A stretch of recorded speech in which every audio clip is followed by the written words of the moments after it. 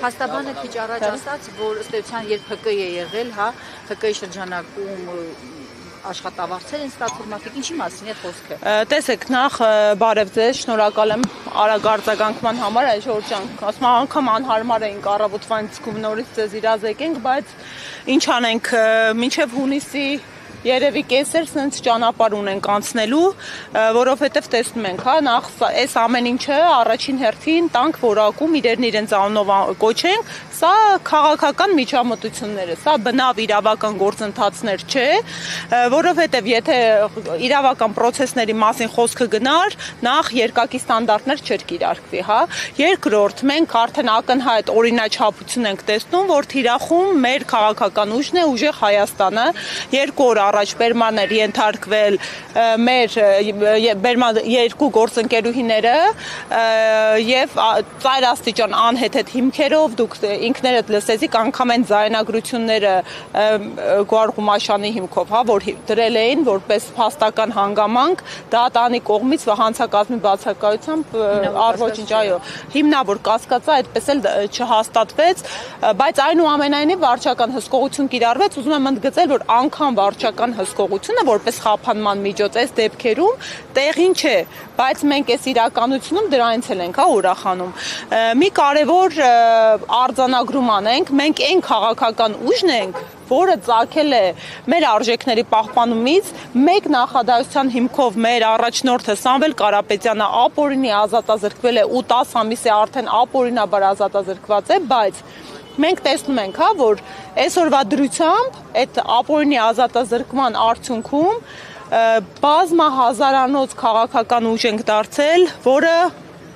լայնամասշտաբ հանրային աջակցություն ունի, ու այդ հանրային աջակցությունը դուք տեսաք օրեր առաջ։ Այս միջամտությունները, այս ջղաձգումները,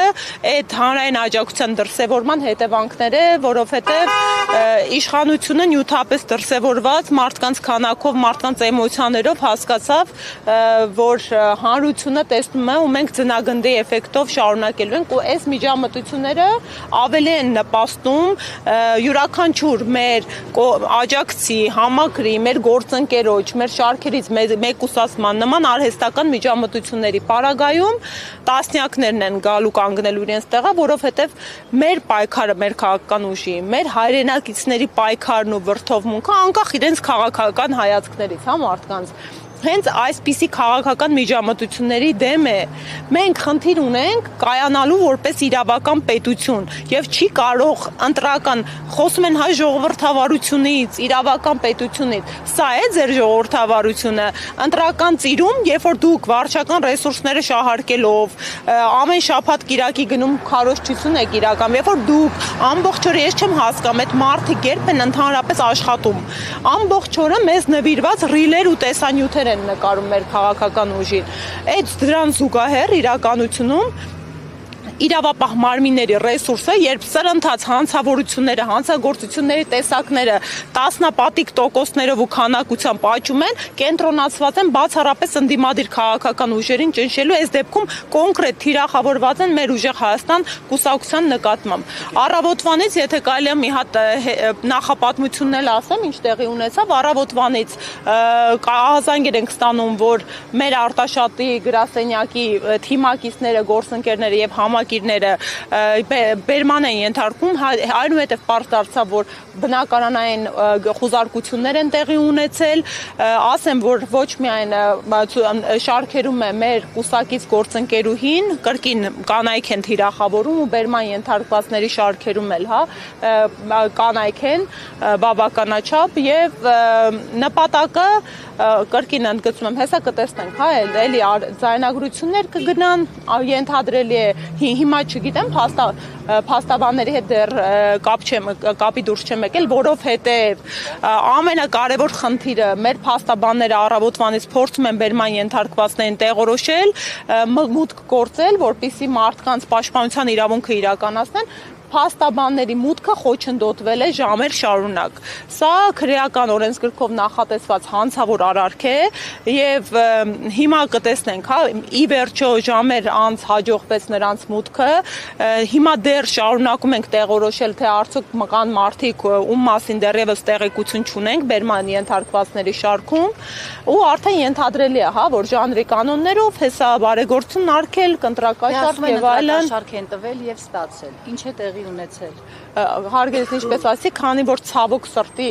իրավապահները չեն կաշկանդվում օրենքով եւ իրավունքով ու մարդկանց պաշտպանության իրավունքը այս պայդրությամբ խոչընդոտվել է, հəl դեռ պետք է հասկանանք ինչու պատճառաբանությունը որն էր, հա, ինչու են արգելում փաստաբաններին մոտ գործել պաշտպանյալների մոտ։ Ես նկատի ունեմ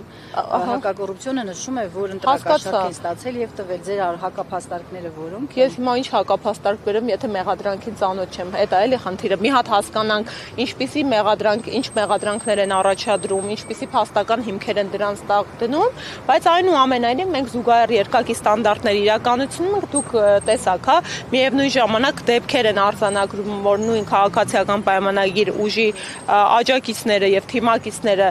նմանաբնույթ բարեգործական ըստ էության գործունեությամբ են